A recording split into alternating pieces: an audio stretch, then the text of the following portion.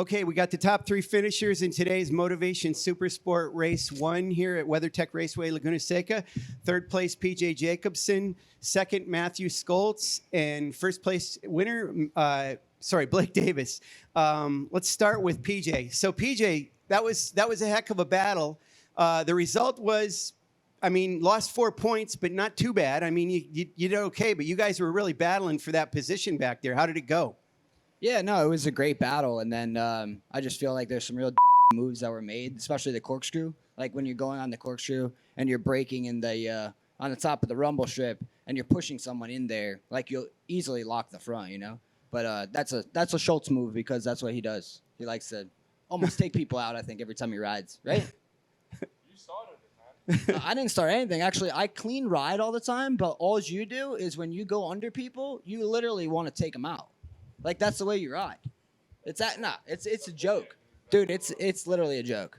Like, it's a joke. I'm not whining. It's just ridiculous. I'm actually not. I'm not whining. I'm saying, like, you should stop being so dangerous on the track because all the rest of the passing was fine. But when you do one sketchy move like that, that's not okay. You know? So, PJ, what about for tomorrow? You got something for tomorrow to kind of make some adjustments? I got a whole plan tonight for tomorrow. You got a whole plan tonight? Yeah, yep. I think we can't wait for tomorrow then. I can't either. So okay. Go to second place. All right, go to second place. Matthew Skoltz is second place, track racing. So, Matthew, that was a heck of a battle, and you guys are at the top. You've got the number one plate. So, how did that race go for you? Yeah, pretty good race. Started off behind PJ, made my move in the final corner, then just went backwards and forwards a little bit. Blake passed us, and then, I was riding in third most of the race. It's pretty hard following the V2 because, that thing punches out of the corner, hard. So you kind of lose one or two bike lengths out of each corner, so it's very, very hard to kind of make that pass. And then, we kind of ran into some back markers through Rainy Curve and then managed to make my pass into the final corner. And then just went backwards and forwards. I'm not going to let somebody, ride around the outside of me. So that's that. But, I thought it was a pretty decent battle. Went backwards and forwards. Overall happy to come in second place. Well done to Blake. Nice to see the track racing in first and second place. And I guess I got to be scared for the second race tomorrow. Yeah, let me ask you about the fact that, so you guys were battling. It's always one of those things. In order to get to first place, the front, you have to get to second. So you got to get that solved before you can go after Blake. But in the meantime, Blake's getting away a little bit. I felt that the pace wasn't that quick. I felt that we should have been doing somehow 26s. But I think it was pretty obvious to me that PJ was more concerned with beating me than it was to actually come in first place. So I knew when we went backwards and forwards and Blake opened up that second gap that I wasn't catching Blake. It was more just about holding PJ back, and that's what I managed to do. I think myself and PJ have a pretty decent gap on Blake in the championship. Obviously Blake definitely has a chance, but I think losing 5 or so points here there isn't that bad. I think it's more focusing on just clawing points back to actually try to win the championship before the season. Okay, well, let's talk to Blake. So, Blake, congratulations. It's your second win of the season. And as Matthew said, it's a 1-2 for Strack, first time there. So that's cool. I know there are 2 riders on your team, but it doesn't mean you're the number 2 rider. So you want to be number 1 as bad as Matthew does. Congratulations with that. What was your plan going in? You've had a good weekend so far. Is this a track that you really like? Yeah, I love this place. I couldn't wait to get here, especially after the Ridge. I kind of struggled at the Ridge, and I always do. I always have a hard time there. So I was really excited to get out here to Laguna. I knew I could have pace this weekend, and the race for me, it just went amazing. It was a little rough start. I wish I could have done better the first, lap or two. But from there I started making moves and got my way to the front. And I agree. It was kind of a slow pace out there. And I just felt like the track was really slick today. So ready to get back out tomorrow, do some more work overnight, try and find some more pace for the race tomorrow. And I felt amazing. Got to lead most of the race, and it was just a great time for me. Yeah. So Blake, I want to ask you, coming into this round, you guys there was a competition bulletin, a little bit of, I think, additional weight to you guys. I don't know how much you actually ultimately did have to add. Did it affect the bike at all, do you think? Yeah, I mean, any weight added is going to affect the bike, but, this track racing team does amazing setting up the bike. And really, I wasn't too worried about it. I knew the R9 rode amazing, and I knew I loved this place. And, I mean, really, it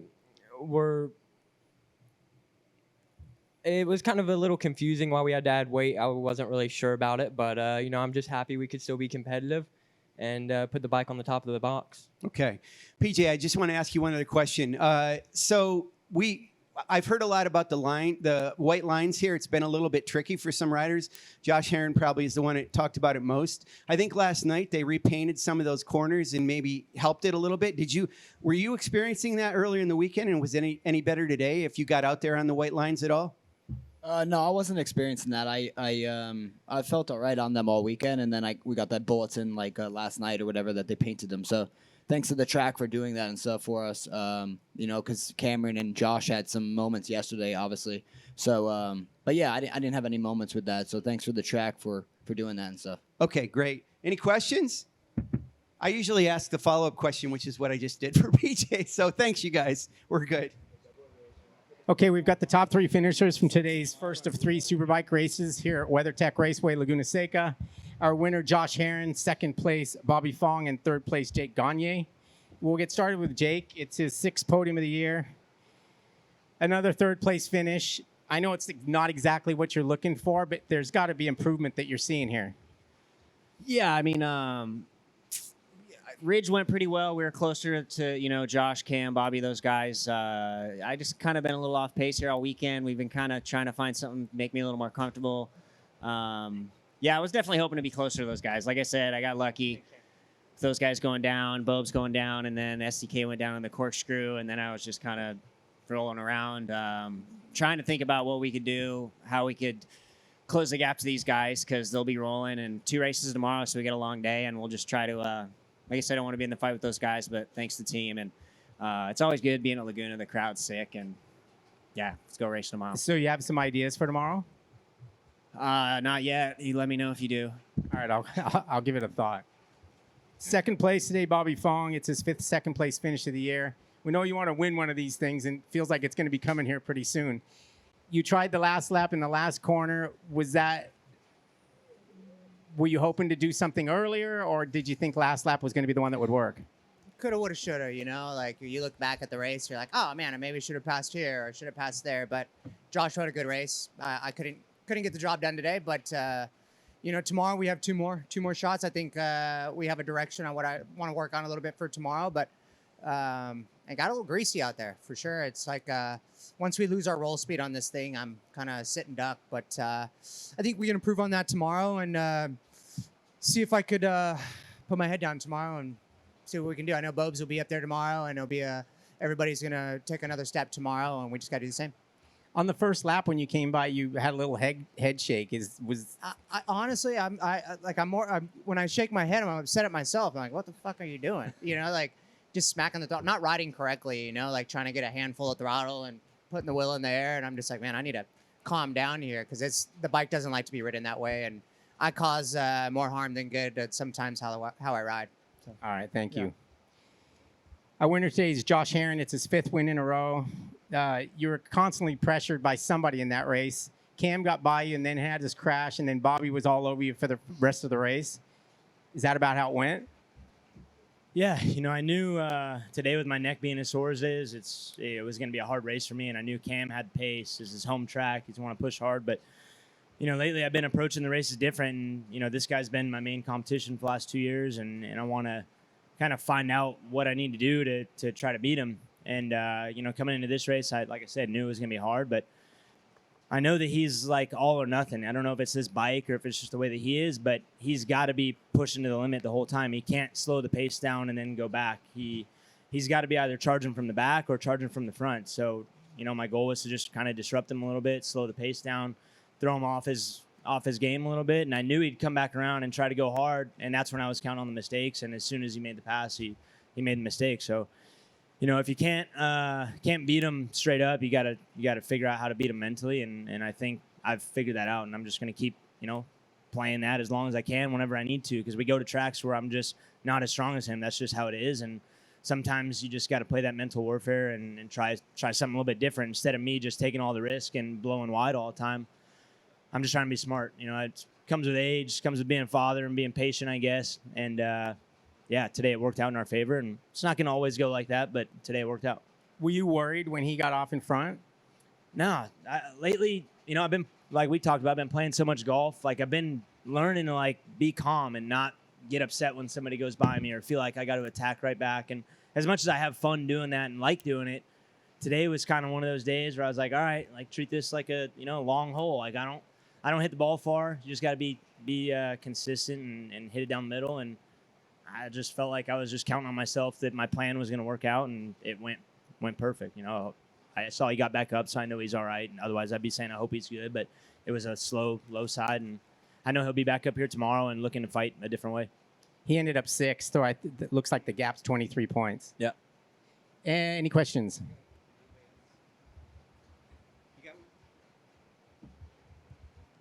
Mason Blue, Monterey Herald. A question for Josh. You had mentioned the significance of the mental game and even invoked golf.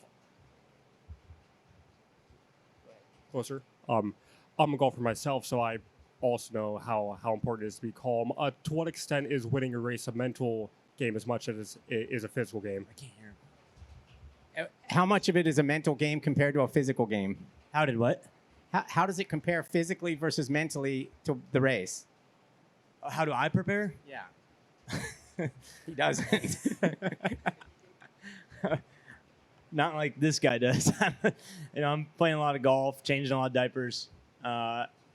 Yeah.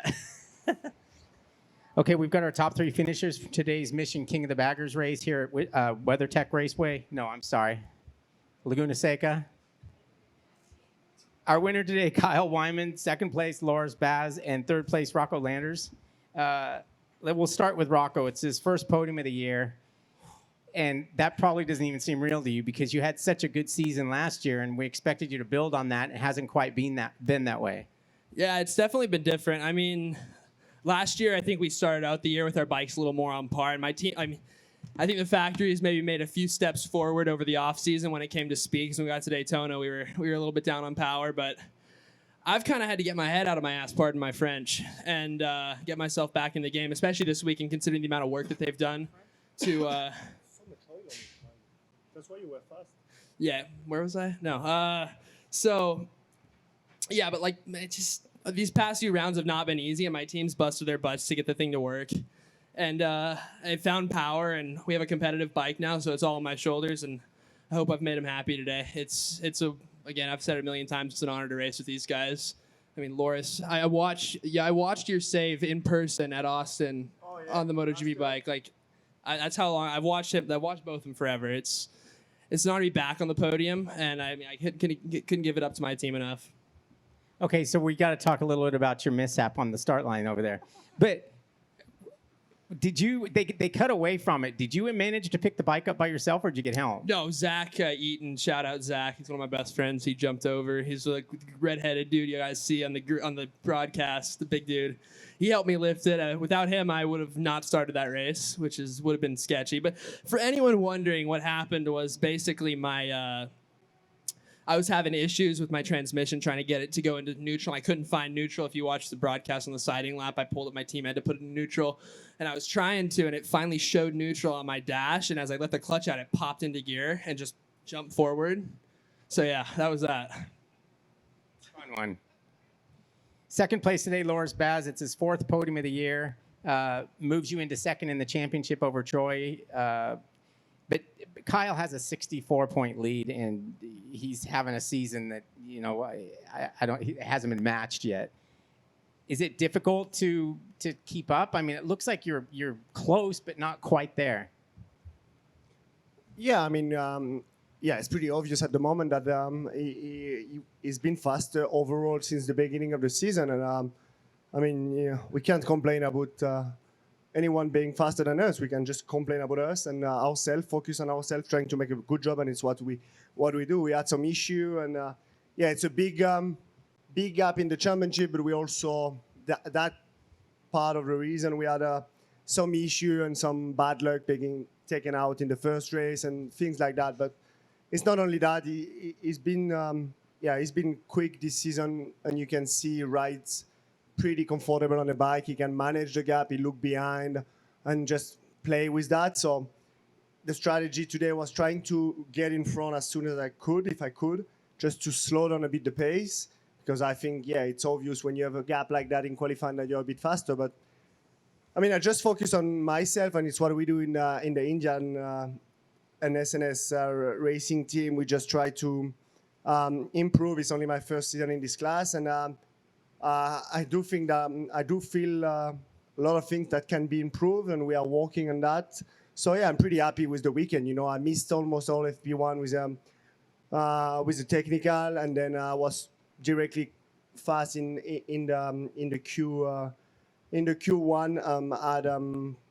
I really woke up this morning thinking from the beginning of the season, the challenge race being so close to the Q2, I was always really nice in Q2, not wanting to take any risk. I didn't want to miss the challenge, and this morning I just woke up saying like I'm gonna do a good Q2, like trying to make a pole, or I'm gonna crash. And it was good until the corkscrew, then I crashed, and the guy did a good job rebuilding the bike, and we made it to the end of the challenge race. And race one was also crazy with the oil. I don't know for Cal, but I had oil in my visor for more than one lap. Like almost from the beginning, I could see it was leaking oil, and I was trying to move away. And then after that, on the restart, there was absorbent everywhere, and it was really hard to find the line where to go, and also to overtake. So, I mean, I've really tried to stay close to him, and I wanted to try something, but there was nothing we could do. So I'm gonna try again some things for tomorrow, and I'm pretty happy. It's another podium. You cannot complain to be on the podium. All the grid wants to be here, so just trying to walk better for the next one. All right, thank you. Thank you. Our winner today, Kyle Wyman. It's his 5th win of the year and the 23rd win of his bagger's career, which is far and away better than anybody else at this point. Big championship lead. You had a good weekend. Were you concerned at all with Hayden's pace in the beginning? Yeah, I mean, I definitely expected him to be there, just like last year. He just goes good here. He had pace all weekend, and, I was able to pull something out this morning in qualifying, but the conditions in the morning are so much different than the afternoon. I knew that we weren't going to do any 27s this afternoon. I really didn't expect that, so obviously we pretty much did high 28s most of the race because of the oil dry situation, but it wasn't a surprise to me when I made a mistake on the first lap and Hayden got by. And then to me, I didn't really, I guess I was in front of him for half a lap, I guess. So I didn't really notice the oil until turn 5, coming out of 3 and 4. And then it seemed to get worse very quickly. And that's when I was like, I'm out. Like, I don't want any part of this. And sure enough, he nearly went down. Glad he's all right. Glad nobody went down. Could have been really bad. So, and then made for a pretty tricky race, with the oil dry. And as Loris just said, like trying to figure out where you can actually put your tires. And on the warm-up lap, I got out on the curb out of 6. And, almost crashed on the warm-up lap there. And, just was able to kind of lock in and focus on where you can't put your wheels. And once I figured out kind of what I could do, then I could try to make a rhythm out of that. And I was able to kind of dip into the 28s, and that's when I was able to start bridging the gap. Okay, any questions? Thank you.